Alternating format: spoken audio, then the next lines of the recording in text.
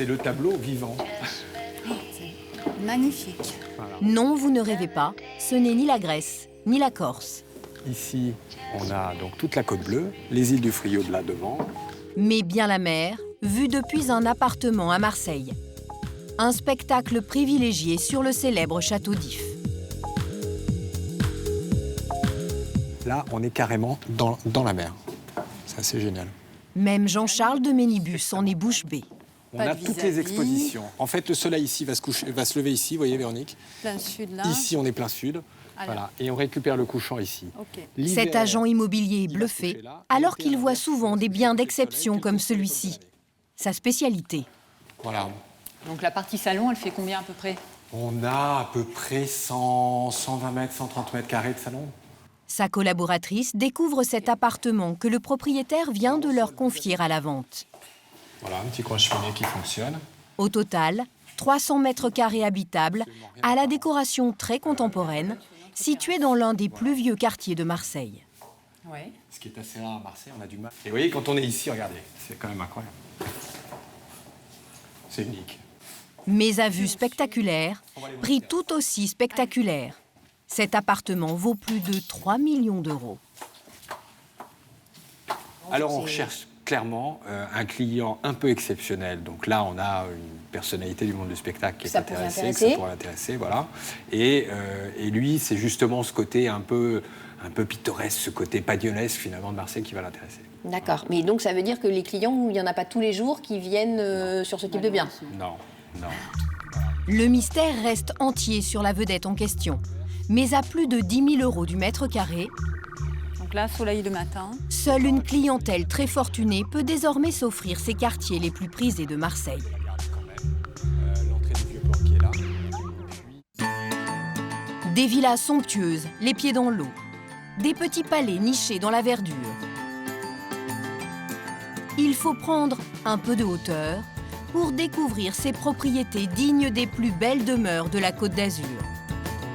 Des bijoux immobiliers cachés au milieu des pins. Dans cette ville de tous les extrêmes, les prix de l'immobilier dégringolent à 1 200 € le mètre carré dans les quartiers nord pour atteindre des sommets 5 km plus au sud, jusqu'à 10 000 € le mètre carré sur les collines du Roucas Blanc ou à Malmousque. Les plus belles villas valent plus de 5 millions d'euros, convoitées par les grandes familles marseillaises, mais aussi des célébrités. L'animateur de télévision Laurent Ruquier ou le comédien Cadmerade ont acheté dans ce petit paradis.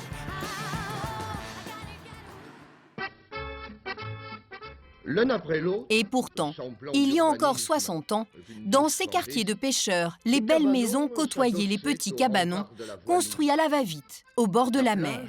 C'est à Marseille, sur la Corniche, la disparition d'un hameau de pêcheurs, de plaisanciers.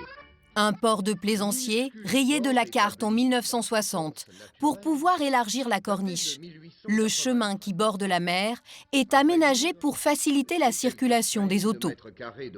Les bourgeois redécouvrent alors ces quartiers populaires et ces collines à la vue imprenable. Ils s'en entichent et en 30 ans, les tarifs des maisons ont été multipliés par 10. Dans le Monopoly marseillais, les rues les plus chères s'appellent désormais le chemin du Roucas Blanc et la Corniche Kennedy, l'équivalent de la rue de la Paix à Paris. Alors, paradoxe de l'une des villes les plus pauvres de France, dans ce coin de Marseille, on se bat à coups de millions pour se faire une place entre mer et soleil. L'un de ces quartiers où les maisons s'achètent à prix d'or se situe donc juste au-dessus de la corniche, le Roucas Blanc.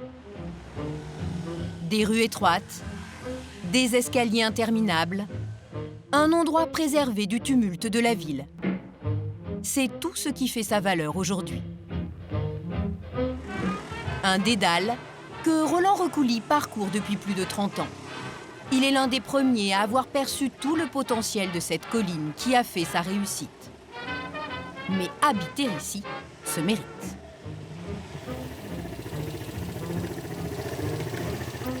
On On est sur une colline avec plein de petites rues et des escaliers. C'est pour ça que certaines personnes trouvent le roucas très, très peu pratique.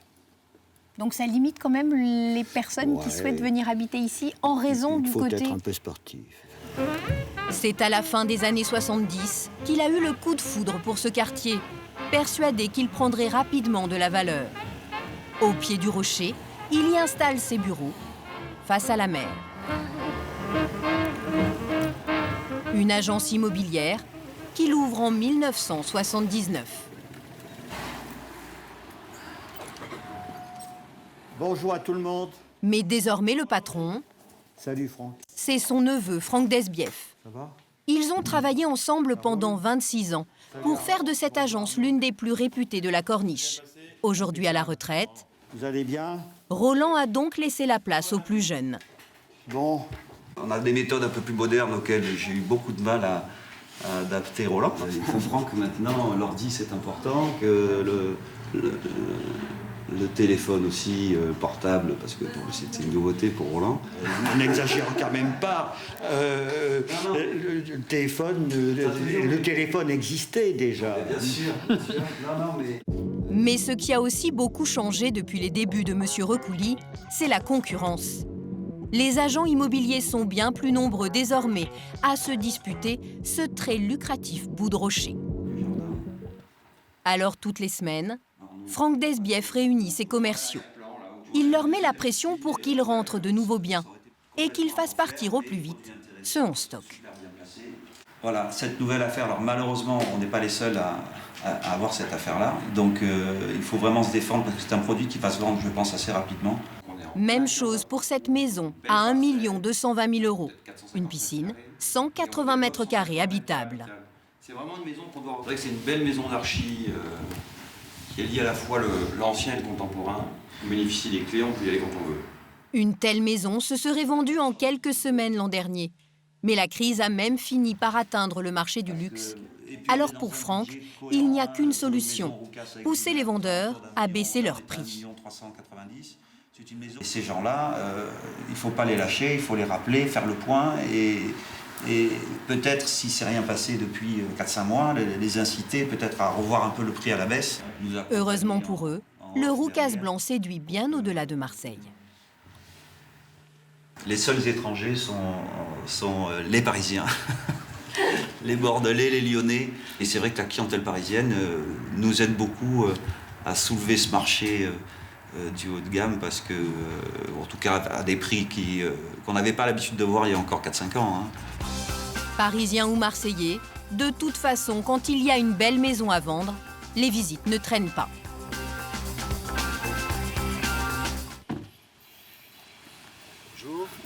Ce couple, des Marseillais justement, a jeté son dévolu sur le roucas blanc. Ils veulent quitter leur appartement pour une maison dans ce quartier, à l'atmosphère de petit village.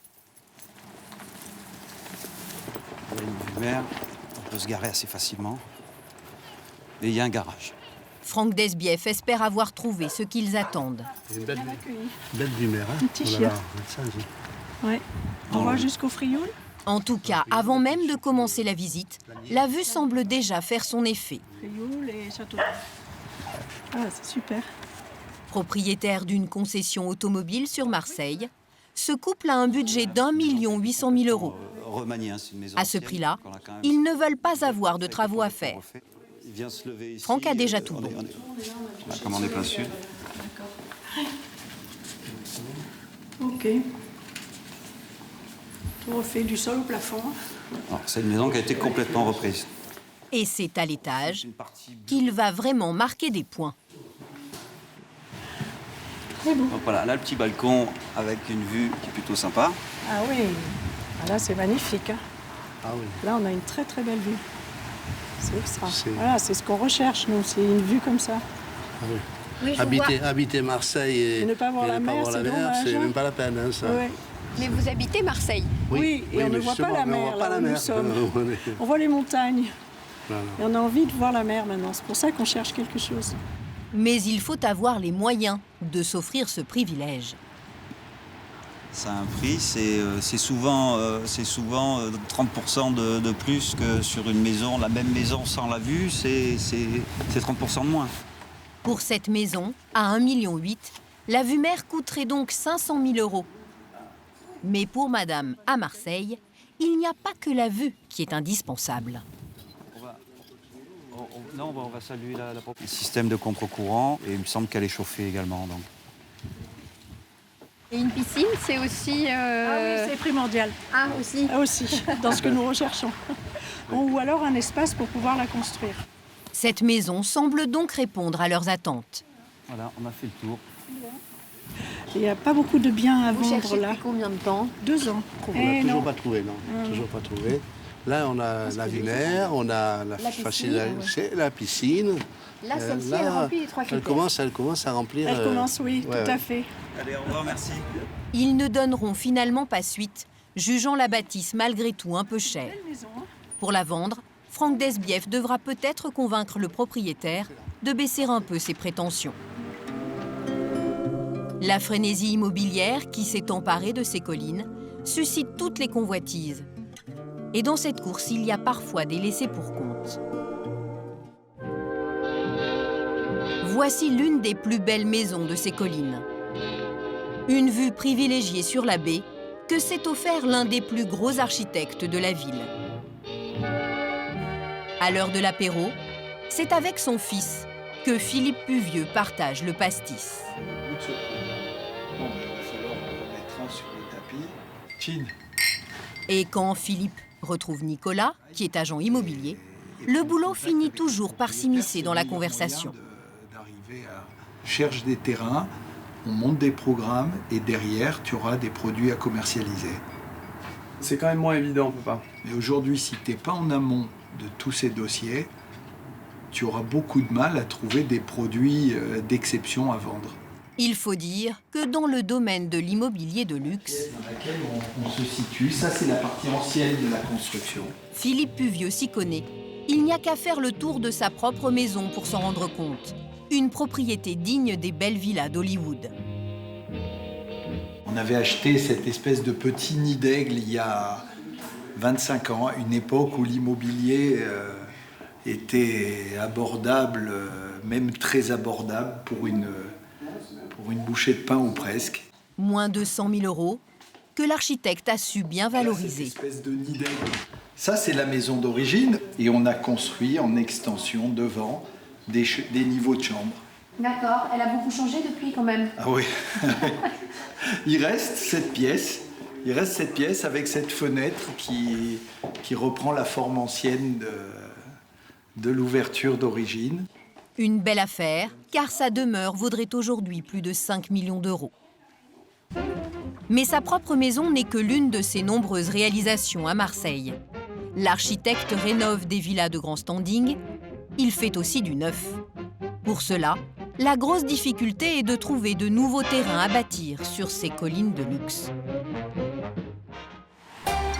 Et c'est à leurs pieds, sur la corniche, que la famille Puvieux a aussi choisi d'installer ses bureaux. L'agence immobilière du fils se situe juste à côté du cabinet d'architecte du père. L'un construit des maisons, l'autre les vend. Ça et toi? Ouais, bien.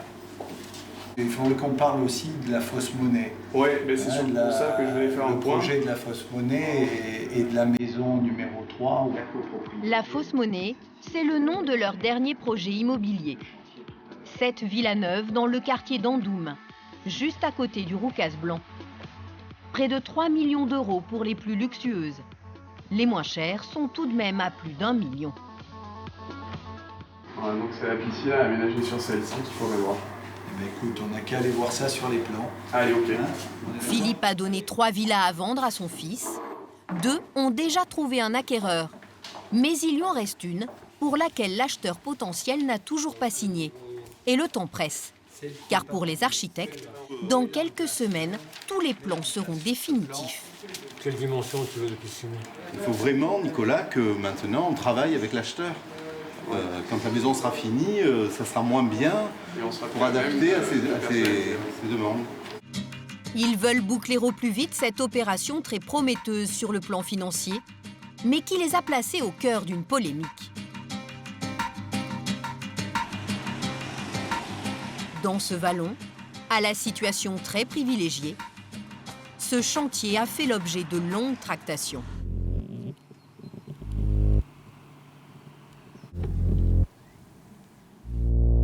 Coffrage.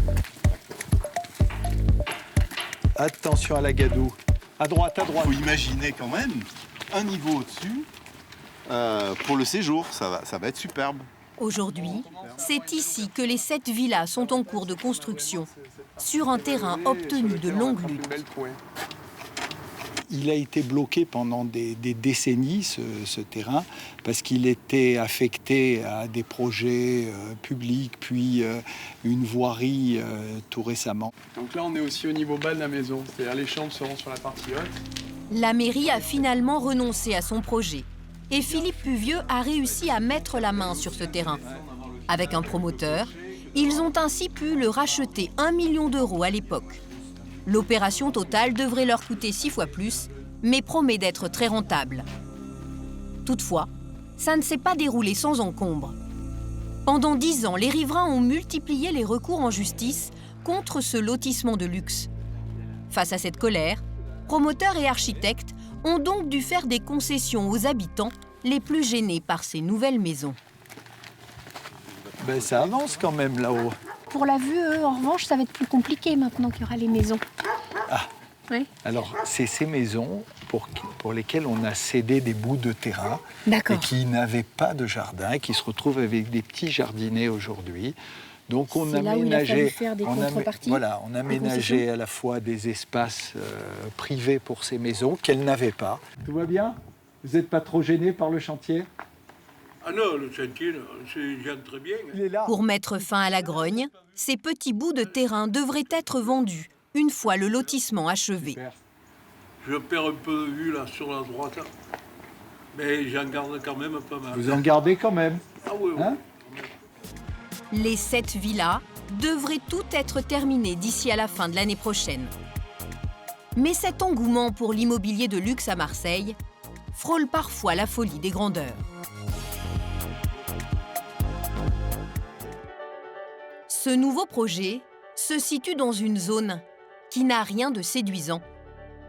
Entre le quai des ferries, l'autoroute et cette tour ultra-moderne du grand armateur CMA-CGM. Tout sauf un quartier résidentiel, partout des grues et des chantiers en cours. Il s'agit du grand programme d'aménagement urbain Euro-Méditerranée. Plus de 8 milliards d'euros investis pour transformer ce secteur en un quartier d'affaires et d'habitation.